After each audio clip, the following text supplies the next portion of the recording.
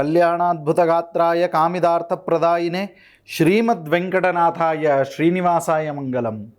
ಉಗ್ರಂ ವೀರಂ ಮಹಾವಿಷ್ಣುಂ ಜ್ವಲಂತಂ ಸರ್ವತೋಮುಖಂ ನರಸಿಂಹಂ ಭೀಷಣಂ ಭದ್ರಂ ಮೃತ್ಯುಮೃತ್ಯುರ್ನಮಾಮ್ಯಹಂ. ಸನಾತನ ಧರ್ಮ ಕಾರ್ಯಕ್ರಮಕ್ಕೆ ತಮಗೆಲ್ಲರಿಗೂ ಕೂಡ ಸ್ವಾಗತ ಸುಸ್ವಾಗತ. ಹೊಸ ವರ್ಷದ ಶುಭ ಆಶೀರ್ವಾದಗಳು ತಮಗೆಲ್ಲರಿಗೂ ಕೂಡ. ಹಾಗೂ ಹೊಸ ವರ್ಷವನ್ನು ಹೊಸ ಹರುಷದಿಂದ ನಾವು ಈ ಒಂದು ಕಾರ್ಯಕ್ರಮವನ್ನು ಪ್ರಾರಂಭ ಮಾಡ್ತಾ ಇದ್ದೇವೆ. ಯುಗಾದಿಯ ವಿಶೇಷ ಸನಾತನ ಧರ್ಮ ಕಾರ್ಯಕ್ರಮ. ಈ ಸಂವತ್ಸರ ಆರಂಭವನ್ನು ನೋಡ್ತಾ ಇದ್ದೇವೆ. ಯಾವ ಸಂವತ್ಸರದ ಆರಂಭ ಅಂತಂತಂದ್ರೆ ವಿಶ್ವವಸುನಾಮ ಸಂವತ್ಸರ. ಸೊ ನೋಡ್ರಿ, ಹೆಸರು ಕೇಳಲಿಕ್ಕೆ ಚಂದ ಇದೆ, ವಿಶ್ವವಸುನಾಮ ಸಂವತ್ಸರ. ವಿಶ್ವವೇ ಕುಟುಂಬವಾಗಬೇಕು ಅಂತ ಹೇಳುವಂತಹ ಸಂವತ್ಸರ. ಸೊ ಇಷ್ಟು ವಿಶೇಷವಾಗಿರ್ತಕ್ಕಂತಹ ಸಂವತ್ಸರದೊಳಗೆ ನಾವು ಈ ಯುಗಾದಿ ಹಬ್ಬವನ್ನು ನೋಡ್ತಾ ಇದ್ದೇವೆ. ಹಾಗಿದ್ರೆ ವಿಶ್ವವಸುನಾಮ ಸಂವತ್ಸರದ ಫಲ ಏನು? ಎಲ್ಲರಿಗೂ ಪ್ರಶ್ನೆ ಇರ್ತದೆ, ಏನಪ್ಪ ಹಂಗಿದ್ರೆ ನಮ್ಮ ರಾಶಿಯ ಫಲ ಏನು? ಈ ವರ್ಷ ಮಳೆ ಹೆಂಗಾಗ್ತದ, ಬೆಳೆ ಹೆಂಗಾಗ್ತದ? ಮೊದಲು 6 ತಿಂಗಳು ಬೆಳೆಗಳು ಯಾವ ರೀತಿಯಾಗಿ ಬೀಳ್ತವೆ, ಅದಾದ ನಂತರ 6 ತಿಂಗಳ ಬೆಳೆಗಳು ಹೆಂಗದ, ಮಳೆ ಹೆಂಗದೆ, ಯಾವ ರೀತಿಯಾದಂತಹ ಬೆಲೆ ಇರ್ತದೆ, ಮಧ್ಯಮ ವರ್ಗದ ಜನರ ಮೇಲೆ ಏನಾದರೂ ಪ್ರಭಾವ ಬೀರ್ತದ, ಅಥವಾ ಉತ್ತಮ ವರ್ಗದವರ ಮೇಲೆ ಏನಾದರೂ ಪ್ರಭಾವ ಬೀರ್ತದ, ಬಡವರ್ಗದ ಜನರ ಮೇಲೆ ಏನಾದರೂ ಪ್ರಭಾವ ಬೀರ್ತದ, ರಾಜಕೀಯದೊಳಗೆ ಅಲ್ಲೋಲ ಕಲ್ಲೋಲ ಆಗ್ತದ, ಏನಾದರೂ ಜಗತ್ತಿನೊಳಗೆ ಪ್ರಳಯ ಇತ್ಯಾದಿ ಮುನ್ಸೂಚನೆಗಳಿದೆಯಾ? ಹಾಗಿದ್ರೆ ರಾಜ ಯಾರು, ಮಂತ್ರಿ ಯಾರು, ಸೇನಾಧಿಪತಿ ಯಾರು, ಪೂರ್ವ ಸಸ್ಯಾಧಿಪ ಯಾರು, ಅಪರ ಸಸ್ಯಾಧಿಪ ಯಾರು, ಮಘಾಧಿಪ ಯಾರು, ಮೇಘಾಧಿಪ ಯಾರು, ರಸಾಧಿಪ ಯಾರು, ಅರಸದಾಧಿಪ ಯಾರು, ಇದೆಲ್ಲವನ್ನೂ ಕೂಡ ವಿವರಿಸುವಂತಹ ಸಮಯ ಈಗ ಬಂದಿದೆ. ವಿಶ್ವವಸುನಾಮ ಸಂವತ್ಸರಕ್ಕೆ ತಮಗೆಲ್ಲರಿಗೂ ಕೂಡ ಸ್ವಾಗತ ಸುಸ್ವಾಗತವನ್ನು ಕೋರ್ತಾ ಮೊಟ್ಟ ಮೊದಲಿಗೆ ವಿಶ್ವವಸುನಾಮ ಸಂವತ್ಸರದ ಫಲವನ್ನು ನೋಡ್ತಾ ಹೋಗೋಣ. ಸ್ವಲ್ಪಾಂಬು ವೃಷ್ಟಿ ಫಲಸಸ್ಯ ಸಂಪತ ಮಧ್ಯಾಜನಾನಾಂ ಗದ ಸಂಭವಾಶ್ಚ ವಿಶ್ವವಸೌ ಸ್ಯಾತ್ ಪೃಥಿವೀಶ್ವರಾಣಾಂ ಲಕ್ಷ್ಮೀರ್ವಿಲೋಲಾ ಚಿರಸಂಚಿತಾಪಿ. ವಿಶ್ವವಸುನಾಮ ಸಂವತ್ಸರದಲ್ಲಿ ಬಹಳ ವಿಶೇಷವಾದಂತಹ ಸಂವತ್ಸರ ಫಲವನ್ನು ಹೇಳ್ತಾರೆ.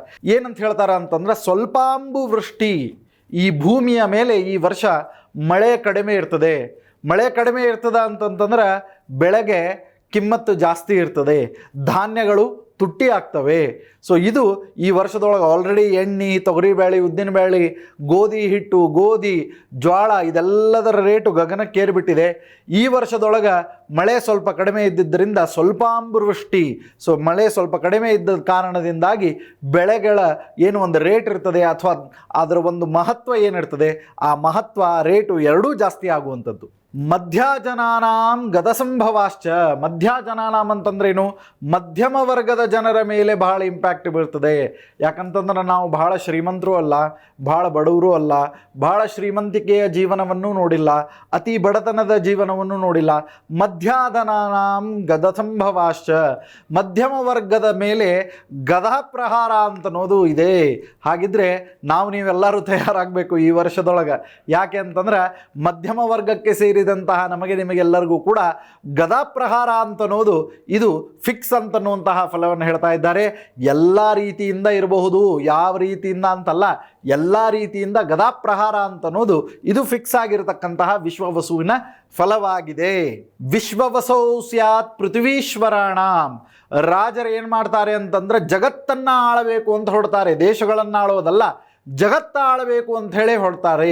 ಜಗತ್ತಾಳಬೇಕು ಅಂತೇಳಿ ಹೊರಟಾಗ ಏನಾಗ್ತದೆ? ಯುದ್ಧಗಳು ಸಂಭವಿಸ್ತವೆ.